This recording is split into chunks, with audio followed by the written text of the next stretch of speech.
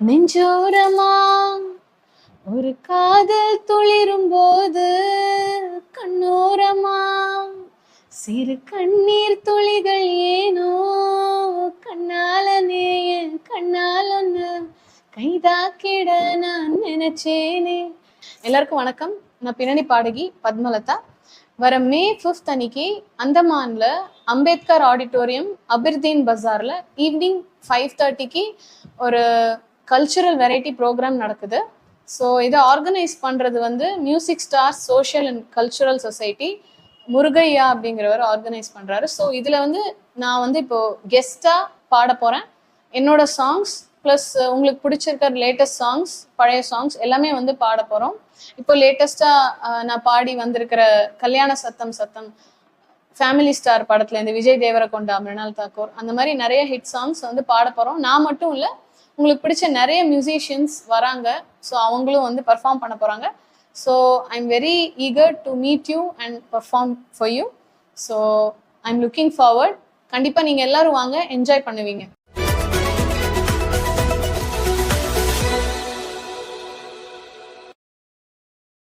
नमस्कार, आदाब। जिस तरह से लोकसभा चुनाव 2024 का पहला चरण का मतदान ख़त्म हो चुका है, क्या अंडमान निकोबार द्वीप समूह में खेला हो गया है, ये देखने वाली बात है। हम 2024 के चुनाव के कुछ विश्लेषण को लेकर आपके सामने मौजूद हैं। हमारे साथ हैं स्टूडियो में संघर्ष आज तक के अनूप कुमार दत्ता जी और आइलैंड न्यूज़ के महेश नारायण जी, और मैं अंडमान आज तक से अब्दुल रहमान। हाँ, हम 2024 के चुनाव के कुछ अहम मुद्दों को लेकर बात करेंगे और 2024 में हुए पहले चरण के मतदान में किस तरह से लोगों को वंचित किया गया अपने मताधिकार को लेकर, इसके बारे में हम चर्चा करेंगे। तो सबसे पहले हम जानना चाहेंगे अनूप जी से कि वे किस तरह से इस चुनाव को देखते हैं। सर नमस्कार। नमस्कार रहमान जी। देखिए, जिस तरीके से 2019 लोकसभा चुनाव का परिणाम और पोलिंग परसेंटेज देखा जा रहा है, वो 65 यानी 65.22 रहा है। तो 1-2 रहा है, और यहाँ पे नज़र आ रहा है कि इस बार लोकसभा चुनाव और टोटल पोलिंग परसेंटेज 63.99 यानी कहीं ना कहीं 1.13% की कमी आई है। जी जी सर, तो एक बात जानना चाहूँगा सर, जिस तरह से चुनाव आयोग ने अपनी एड़ी चोटी की जोर लगा दी थी और बहुत सारे प्रोग्राम्स उन्होंने मतदाताओं को जागरूक करने के लिए किया था, कभी मैराथन, कभी वॉकथॉन, कभी रंगोली प्रतियोगिता, कभी क्रिकेट प्रतियोगिता, बहुत सारे प्रोग्राम, बाइक रैली, ऐसे कई सारे प्रोग्राम का आयोजन किया, लेकिन क्या मतदाता जागरूक हुए?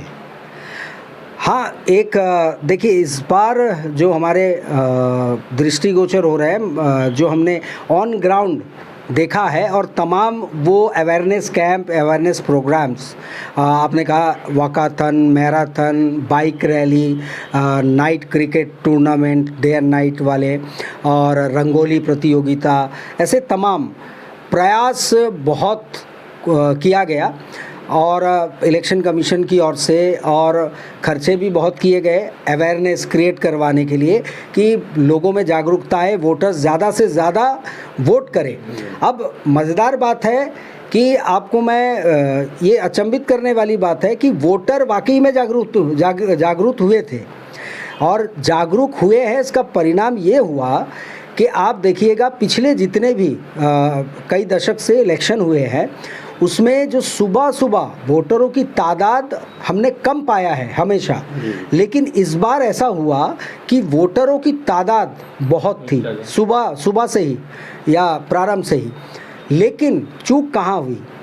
जब हम फील्ड पे उतरे तो हमें नज़र आया कि हर जगह पे कहीं ना कहीं कोई इशू चल रहा है, लड़ाइयाँ हो रही है, लोग नाराज़गी जता रहे हैं। और कारण क्या था? खासकर म्यूनसिपल क्षेत्र की बात कहूँगा। आपने देखा होगा कि जब आप भी फील्ड में थे तो म्यूनसिपल क्षेत्र में एक इशू था मोबाइल के। कि स्कूल में मतदान हो रहा है, मान लीजिए कोई स्कूल में नया गांव, शादीपुर, ऐसे तमाम कई जगह स्कूल पोलिंग बूथ बने हुए थे। वहाँ पे जो है पुलिस वालों ने, ड्यूटी वालों ने उनको रोका, वोटर्स को कहा आप मोबाइल यहीं कहीं कॉर्नर में रख दीजिए। तो उनको लगा पुलिस वाले देखभाल करेंगे, उन्होंने कहा ठीक है हम रख देते हैं, आप देखिएगा। तो उन्होंने साफ तौर पे कहा जिम्मेदारी हमारी नहीं होगी, वापस आएंगे, लौट करके मिलना नहीं मिलना आपके ऊपर है। यानी कि एक तरह से लॉटरी सिस्टम हो गया था, वापस लौटे, आपको मिला तो ठीक, नहीं मिला तो आपकी किस्मत। तो ऐसे भी हुआ एक हादसा, आपको मैं बता दूं, 219 बूथ संख्या हमारे नया गांव, वहाँ पे ऐसे स्कूल में थी एक किसी लड़की का कहा जा रहा है, उसके मोबाइल वहाँ से नदारद थे, गायब हो गए। और अब तो आपको पता होगा कि साइबर क्राइम भी अवेयरनेस चला रहे हैं कि आप किसी भी अजनबी को अपना फ़ोन मत दीजिए, क्योंकि आजकल फ़ोन में ही आपकी पूरी ज़िंदगी का सरमाया उसी में फिट रहता है। तो कोई अपने मोबाइल को कैसे वहाँ छोड़ सकता है। जब बातचीत जब ये नाराज़गी जताई गई तो कहा गया कि हमने अनाउंसमेंट किया था। अनाउंसमेंट किसके through? All India radio, paper में दिया था। तो ये कितने जन देखते हैं और सुनते हैं भाई। जब टी शर्ट में खर्चा किया गया, आपने देखा होगा, टी शर्ट दिया गया, पैकेट बांटे गए खाने के, फूड के पैकेट, जाहिर सी बात है शायद पेट्रोल भी दिया गया होगा बाइक रैली के, या तमाम वॉकाथन मैराथन में जितने भी खर्चे आए। जब इतने सारे आप खर्चे कर सकते हैं तो बहुत आसान सा तरीका था जो पॉलिटिकल पार्टीज भी कर रही थी अपने प्रचार। वैसे ही कोई एडमिनिस्ट्रेशन की गाड़ियाँ गली गली में घूम करके प्रचार कर देती कि आप मोबाइल लेकर नहीं आ सकते भीतर, आप अपने मोबाइल को कृपया घर में ही छोड़ाएं। तो लोग घर में छोड़ के जाते, तो किसी के पास उतना वक्त नहीं है। और मज़ेदार बात है, ये जब परेशानी यहाँ पे म्यूनसिपल में लोग झेल रहे थे वोटर, वहीं पे एक परेशानी भीतर हो रहा था। लाइनें लंबी हो गई थी और घंटे में 10 से 12 पोलिंग हो पा रहा था। इतना स्लो पोलिंग चल रहा था। ये एक बड़ी दिक्कत हो गई थी। कहीं पे मशीन्स ख़राब हो गए थे, टेक्निकल है बोल सकते हैं, कोई रीज़न हो सकता है, लेकिन बहरहाल कुल मिलाकर के ये डिले लोगों को परेशान कर रहा था। एक तो मुद्दे यहाँ के इतने ज़्यादा हैं, लोग ऐसे ही परेशानी से जूझते हुए पोलिंग के लिए आए, चूँकि अवेयरनेस किया गया था, उनको लगा कि मतदान का प्रयोग करना चाहिए। और वहीं पे एक तरफ से अवेयरनेस किया जा रहा है कि पहले मतदान फिर जलपान। अब ऐसे लोग हैं जो वाकई में शायद जलपान नहीं किए होंगे, मतदान के वहाँ पहुँचे और पहुँचने के बाद में 1.5 से 2 घंटे खड़े रहना है धूप में, इतनी कड़ी धूप में। मोबाइल आपको बाहर रखना है, मोबाइल की कोई गारंटी नहीं है, वो चोरी हो जाए, डब्बे वाले मोबाइल वाला आकर के स्मार्टफोन ले जाता है, हो सकता है कि स्मार्टफोन उठा के ले जाए और बेचारे की किस्मत में जो स्मार्टफोन वाले है उसको डब्बा फ़ोन मिल जाए। तो आदमी ये रिस्क क्यों लेगा? महेश जी, आप इस इलेक्शन को कैसे देखते हैं? आपने क्या ऑब्जर्व किया इस पूरे मतदान के समय में? सर, देखा जाए तो पहले बात तो आपको धन्यवाद करना चाहते हैं जो आज यहाँ के जो हम लोग चर्चा कर रहे हैं मैटर को लेकर, क्योंकि अंडमान में देखिए हर जगह आप कोई भी चौकी चले जाइए या कोई भी रोड चले जाइए या कोई भी ट्रैफिक सिग्नल के आसपास में लगा है बैनर, बहुत सारा बैनर लगा है, उसमें ये नहीं लिखा हुआ है कि मोबाइल फ़ोन अलाउ नहीं है। एटलीस्ट इसको बताना चाहिए था। मेन इशू मेरे साथ भी हुआ ये चीज़ कि मोबाइल फ़ोन हम लेके गया, बस पुलिस से मतलब बहसबाजी हो गया कि मतलब मैम आप फ़ोन रख दीजिए, मतलब नहीं फ़ोन नहीं रखे, हम लोग रेस्पॉन्सिबिलिटी नहीं है। अरे फ़ोन रखना चाहिए ना, एटलीस्ट इतना प्रचार हुआ, इतना पैसा खर्चा हुआ, एक इंसान को रखना चाहिए था या फ़ोन रखने के लिए। क्योंकि आज अंडमान का जो सीन है, मतलब जो नेता लोगों को लेके या पॉलिटिक्स पार्टी लोगों को लेके जो भी है, आज कहीं ना कहीं अंडमान अंधकार की ओर जा रहा है। क्योंकि लोकसभा में अब देखा पहले परसेंटेज था इलेक्शन में टोटल वोटिंग का 65.12 था, अब परसेंटेज है 63.99। कहीं ना कहीं 1% वोटर्स कम हुए। कहीं ना कहीं मेरे को ये लगता है कि कहीं ना कहीं इलेक्शन कमीशन का जो मैनेजमेंट था वो सही नहीं था। क्योंकि आज इतना बहुत जो अंडमान में सीज़न चलता है, गर्मी का सीज़न चलता है अभी, क्योंकि बहुत सारे लोग हैं कि गर्मी के पीछे आए थे या उन लोग वोट देने में नहीं मिला या 200 मीटर देकर वो चले जाना चाह रहे हैं। हाँ, पहले देकर देना चले।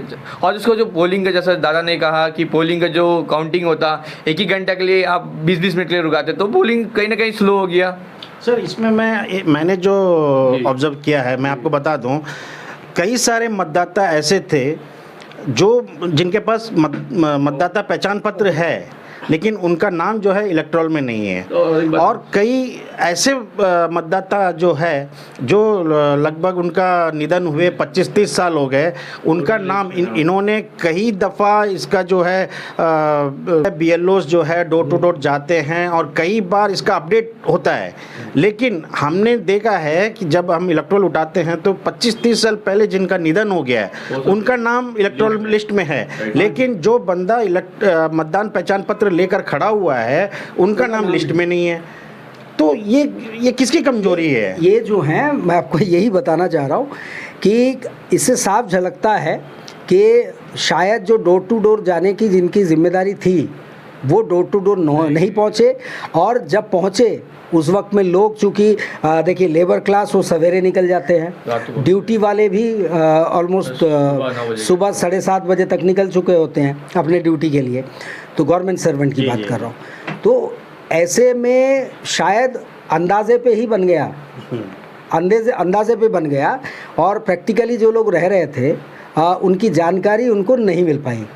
और इसी संदर्भ में आपने देखा होगा कि पिछले वोटर जो थे 2019 के, वो आपके करीब 18,000 कुछ 473 ऐसे कुछ थे, और इस बार जो है वो 3,000 घट करके 3,14,000 यानी कि आप 15,000 मान के चलिए, यानी 3 लाख कम हुए। तो इस संदर्भ में जब DC ऑफिस में हम गए और पूछताछ की तो इन्होंने कहा कि सर ऐसा है कि बहुत सारे बोगस वोटर्स थे, बहुतों के नाम डबल आए हुए थे वोटर्स के, तो हम लोगों ने उनको नोटिस भेजी। ये सेल्फ कॉन्ट्रोडिक्टरी है। नोटिस भेजी और नोटिस भेज के उनसे पूछा गया कि आप आके कंफर्म कीजिए इसमें से कहाँ पे आप वर्तमान पते पे रहते हैं। तो जिन्होंने कंफर्म किया तो उनका उस जगह पे रखा गया, बाकी जगहों से नाम काटा गया। और चूंकि हम लोगों ने 4% ऐड किया है और 10% डिलीट कर दिया, और यही कारण है कि 3,000 जो आपको कम दिख रहा है। सर इसमें मैं एक बात कहना चाहूँगा सर, मैं जिस BLO को जानता हूँ जो हमारे क्षेत्र में काम कर रहे थे, उन्होंने, बाकी का तो मुझे नहीं पता, लेकिन उन्होंने अपना 100% योगदान दिया है, लेकिन उनके कई बार लिख कर देने के बावजूद, कई बार फॉर्म भरने के बावजूद भी जिनका नाम डिलीट होना चाहिए था, जो यहाँ पे नहीं है, जिनका निधन हो चुका है, 25-30 साल पहले की बात मैं बता रहा हूँ कि निधन हो चुका है, उनका नाम भी जो इलेक्टोरल में जो है आज भी मौजूद है। तो ये किसकी कमजोरी हम मान के चल सकते हैं? क्योंकि BLO अपना काम कर रहे हैं, ये बराबर लेकर जाकर फॉर्म वगैरह सबमिट कर रहे हैं, लेकिन वहाँ से अपडेट क्यों नहीं हो रहा है? इस पर सवालिया निशान है। इस पे हाँ, वो ज़रूर है, क्योंकि इस पे शायद चिंतन करना होगा, कोई ठोस पॉलिसी बनानी होगी और कोई रणनीति बनानी होगी। जैसे कि आपको पता है जब सवेरे के वक्त में तमाम लोग काम पे होते हैं तो उसी वक्त आप डोर टू डोर सर्वे क्यों रखते हैं? जी। इसको एक तय कर दे कि शाम का कोई वक्त हो, 4 बजे से लेकर के कोई एक तय सीमा बना दे, ताकि लोग उस वक्त में घर पे मौजूद हो और आपको सही आंकड़ा और वोटर्स का सही पहचान आपको मिल पाए। ये इनको करना होगा। अब देखना ये होगा कि सजेशन पे कितना कारगर कदम उठाया जाता है, या उठाएंगे या नहीं उठाएंगे, एक वो। और दूसरे मैं उस पर फिर वापस आना चाहूँगा रहमान जी, कि हमने कहा कि वो मोबाइल वाली बात जो क्यों डिले हो गई, पोलिंग क्यों कम हुआ, इसका रीज़न ये भी है धीमे गति से होना। फिर म्यूनसिपल में मोबाइल का भी एक बड़ा प्रॉब्लम था।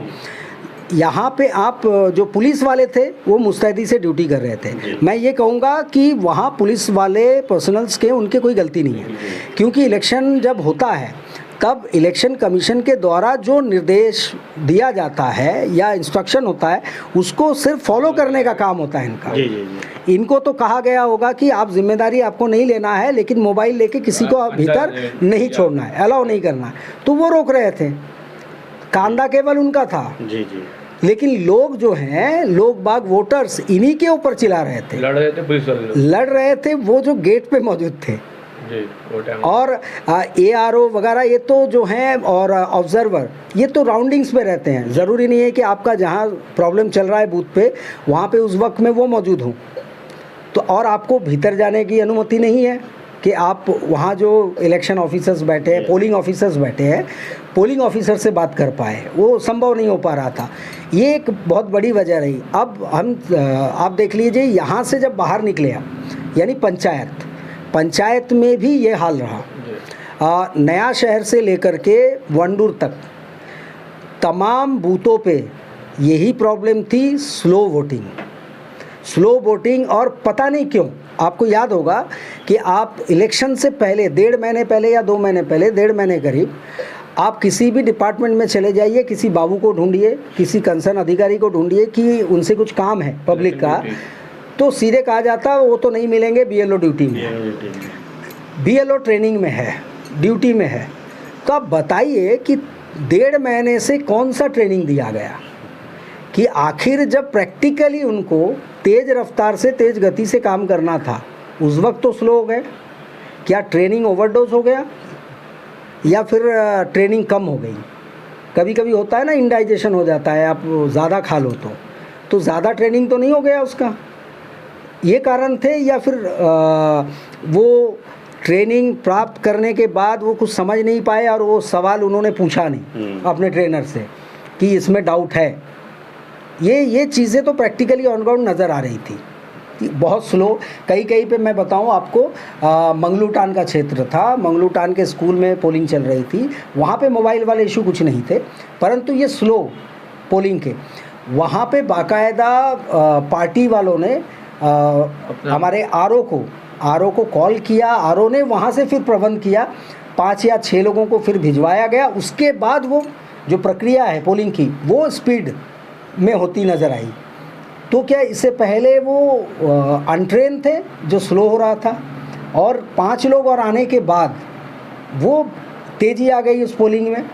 और बाकी आप देख लीजिए, जो हमारे पास सूचना आई बॉम्फ्लैट के क्षेत्र, वहाँ के आसपास के, वहाँ पे जो है पोलिंग जो है स्मूथली चली, वहाँ पे भी तादाद काफ़ी थी, लेकिन वहाँ ज़्यादा डिस्टर्बेंस कहा जा रहा है, ये जो डिले होने का ये ज़्यादा नज़र नहीं आया। तो क्या कारण है? तो कुल मिला के मैन पावर का कमी था लगता है वहाँ पर। हाँ, मेरे को तो लगता है मैन पावर कमी था, क्योंकि मैन पावर का पीछे ही सब इलेक्शन चलता है। जो वोटिंग करते हैं, फिर जाते हैं 10 मिनट का वेट करके 1 घंटे के बाद जो देते हैं परसेंटेज, जब तक 1 घंटे के अंदर मेरे ख्याल से 18% वोटिंग कंप्लीट हो चुका था 1 घंटे के अंदर में। इस जगह मैं टोकूंगा आपको, क्योंकि हर एक बूथ के लिए जिस तरह का कर्मचारी होना चाहिए, प्रेसिडिंग ऑफिसर, फिर पोलिंग ऑफिसर 1 2 3, ये सब हर जगह में बराबर ही था, इसमें कोई प्रॉब्लम नहीं था। लेकिन मैं आपसे ये जानना चाहूँगा, आपने जब बूथ का निरीक्षण किए थे तब आपको क्या लगा? क्या आपके क्षेत्र में भी यही समस्या देखने को मिली थी? जी सर, मेरा वहाँ पर लोग कम थे, मगर जो पोलिंग जो हो रहा था कम से कम 1 घंटे के अंदर 18-20 पोलिंग ही होता था, ज़्यादा से ज़्यादा। जब मैं गया तो वहाँ पर 53 मेल और 23 फीमेल, इतने तक वोटिंग हुआ था वो टाइम में। अनूप जी, जिस तरह से हमने देखा पोर्ट ब्लेयर में जिस गति से मतदान हुआ है, जितना परसेंटेज मतदान हुआ है, लगभग 54 समथिंग है, लेकिन इसी जगह पर हम दूसरी ओर देखें तो जितने भी ट्राइबल्स एरिया हैं, यहाँ पे काफ़ी अच्छा मतदान हुआ है। तो क्या ये जाग चुके हैं और हम सो रहे हैं क्या? ये बहुत दिलचस्प बात का है, आपने पूछ ली कि यस, देखिए सबसे ज़्यादा अवेयरनेस यहाँ सिटी एरिया, पोर्ट ब्लेयर क्षेत्र और साउथ अंडमान जी और धड़ल्ले से भी, वहाँ पे भी हुई थोड़ी बहुत। लेकिन यहाँ पे हमने देखा जो walkathon marathon night cricket tournament, और आप मज़ेदार बात है, यहाँ के सबसे ज़्यादा पढ़े लिखे, सबसे ज़्यादा बुद्धिजीवी, सबसे ज़्यादा आप कह सकते हो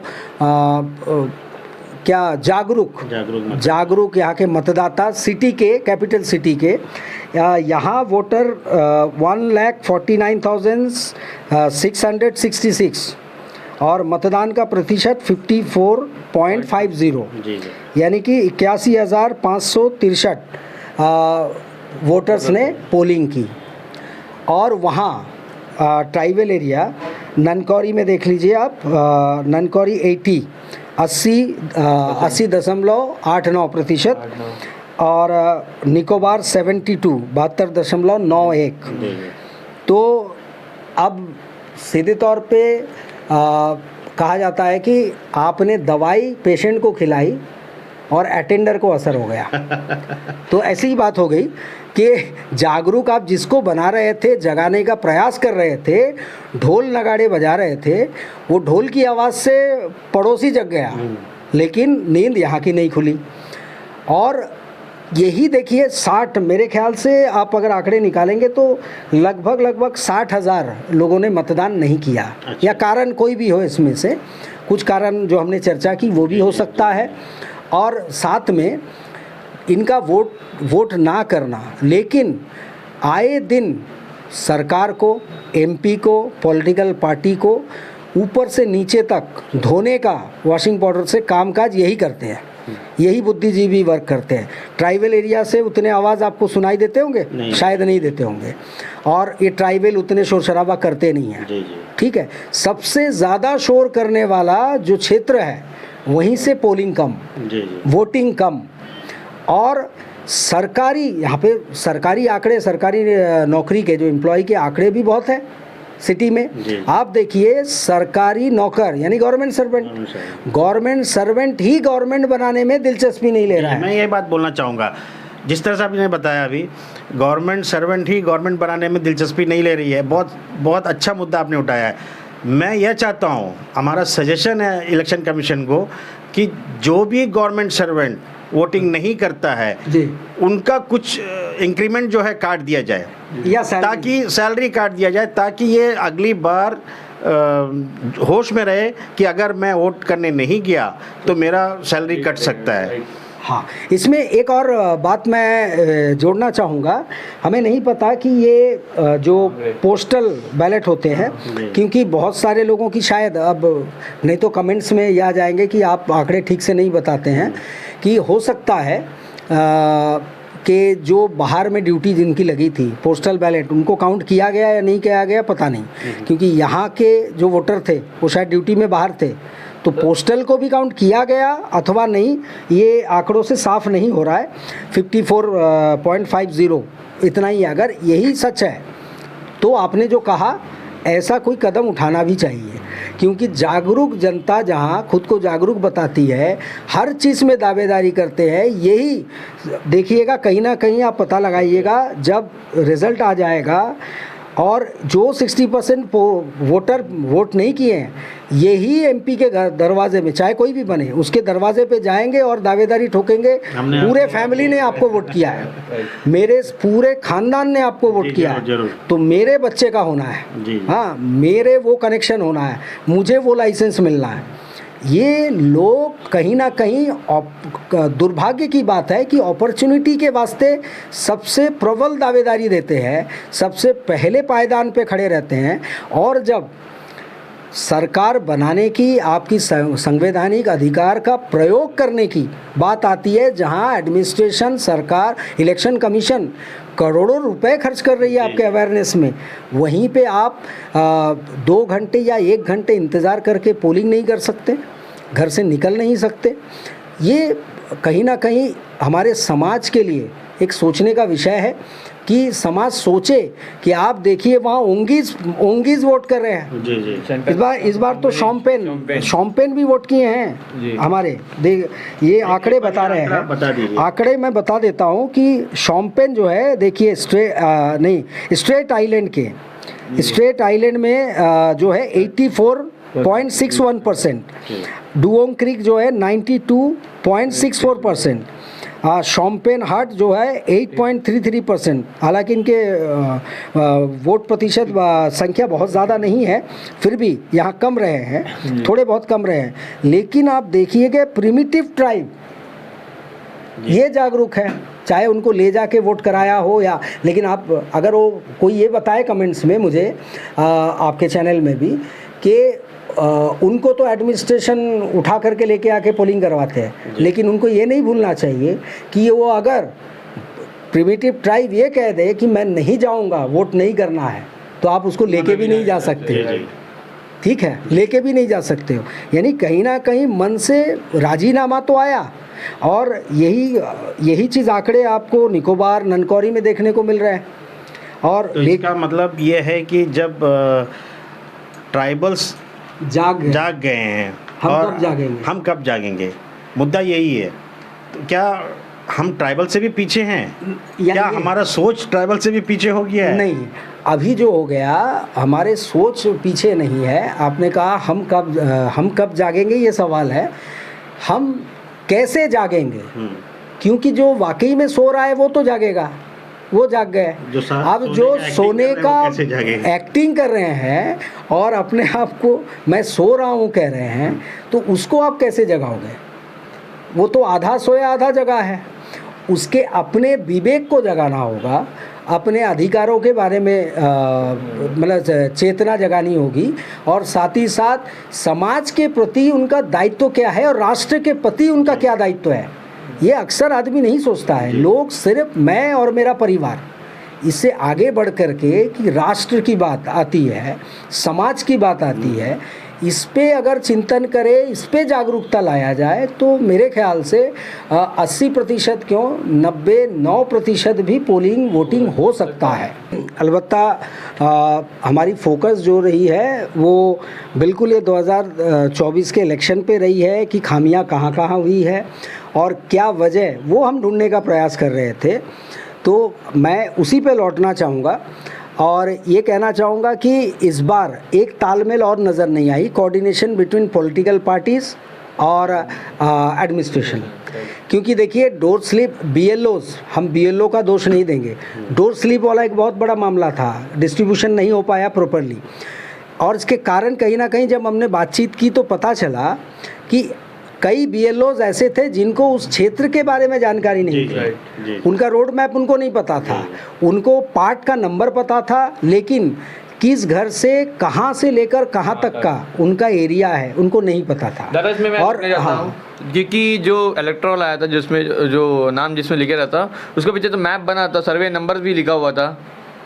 बिल्कुल हाँ, ये हमने भी सुना है कि मैप होता है उसमें। अब देखिए हर एक BLO को मैप को पढ़ना, मैप का जियोग्राफी का, मैं जियोग्राफी का स्टूडेंट हूँ, मुझे मैप दे दोगे आप, मैं देख करके पता लगा लूँगा। लेकिन हर किसी के लिए मैप पढ़ पाना या उसको फॉलो करके एग्जैक्ट लोकेशन ढूंढ लेना थोड़ी मुश्किल होती है। क्यों नहीं ऐसे किया जाता कि उस क्षेत्र के या तो वो लीडर जो रिप्रेजेंटेटिव है लोकल्स, उनको शामिल कर लिया जाता कि डोर स्लिप बांटना है, या आप हमको एरिया बता दीजिए, पार्ट यहाँ से कहाँ से शुरू होता है, कहाँ ख़त्म होती है।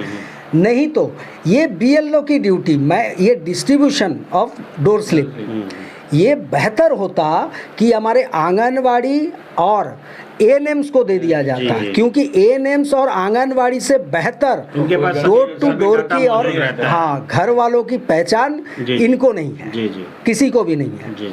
तो ये स्लिप बहुत बखूबी बांट सकते थे और बहुत अच्छे तरीके से समय सीमा के भीतर बांट सकते थे। मुझे ऐसा लगता है देना चाहिए था उनको, पूरी तरीके से इन्वॉल्व करना चाहिए था डोर स्लिप में, जब एडमिनिस्ट्रेशन की ओर से होता है। और बदले में इसको, जब इलेक्शन में इतने खर्चे हो रहे हैं, इनको एक ऑनरियम की तरह कुछ अमाउंट दे दिए जाते तो वो और जोश में काम करते हैं। आंगनवाड़ी आप देखिए इतने कम ऑनरियम पे, मानदेय पे वो कितना काम करते हैं, डोर टू डोर। आप देखिए गांव में बोल लीजिए, म्यूनसिपल क्षेत्र में, घर घर में कोविड में भी पहुंच गए, है ना, और हर दिन रेगुलर हर दिन नॉक करते थे उस दरवाजे को। तो उनसे बेहतर और कौन डोर स्लिप बांट सकता था? उनके साथ में ऑफिशियल्स होते, इतना ही करना था, लेकिन ये हो नहीं पाया। ये एक रीज़न भी रहा है पोलिंग के, इतना डिस्टर्बेंस, लोगों को पता ना होना, और पॉलिटिकल पार्टीज़ के जो वर्कर्स जो इलेक्शन के दौरान, ये भी एक अहम बात है, दौरान एक्टिव होते हैं, वो एक्टिवनेस इस वक्त में 2024 में पॉलिटिकल पार्टीज़ की नज़र नहीं आई। वर्कर के ग्राउंड वर्कर्स जिनको आप बोलते हैं, इन लोग जो कहते हैं बूथ कमिटीज़, और उनके और कमिटीज़ वहाँ पे होते हैं, लोकल एजेंट होते हैं, एजेंट भीतर बैठते हैं, बाहर इनको रहना होता है, जो सहायता करते हैं कि उनका नंबर, सीरियल नंबर ढूंढने में। यहाँ पे चूक हुई, नाकामी हुई।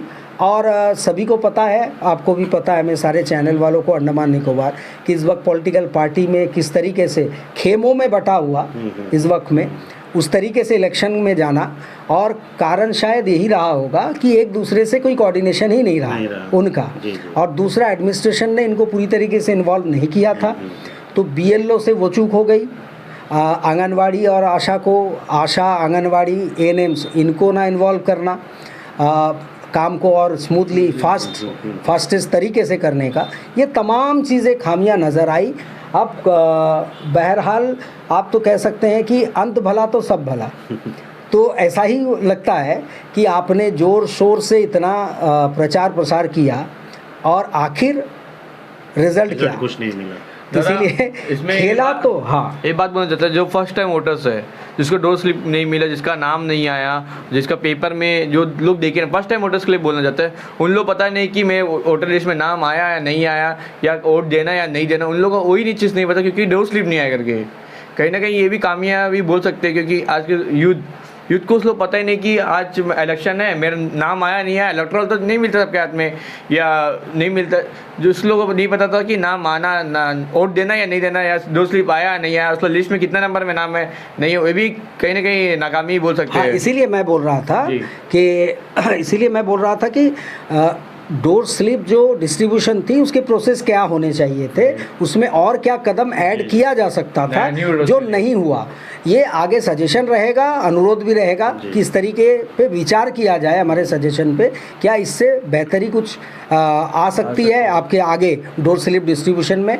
और सर्वे के दौरान भी आप इनको इस्तेमाल कर सकते हैं।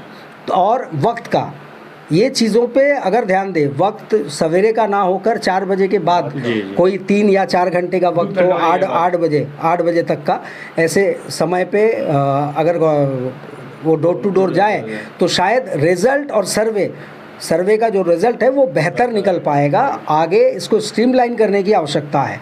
और दूसरे, खेला तो जो आपने कहा, खेला तो हो चुका है, और ये खेला शायद तमाम पॉलिटिकल पार्टियाँ, हालांकि चूँकि इलेक्शन में इस बार पोलिंग कम हुआ है, आप देखेंगे इस वक्त में दोनों तरफ खामोशी है, दोनों तरफ खामोशी है, कोई सेलिब्रेट नहीं हो रहा है, कुछ नहीं बोल रहे हैं, कोई पिछले बार की तरह की हम जीत गए शोर शराबा नहीं है, खामोशी है। क्योंकि इस वक्त वो खुद दुविधा में है, द्वंद्व में है, वो खुद नहीं समझ पा रहे हैं कहाँ से हमें कितना मिल पाया है।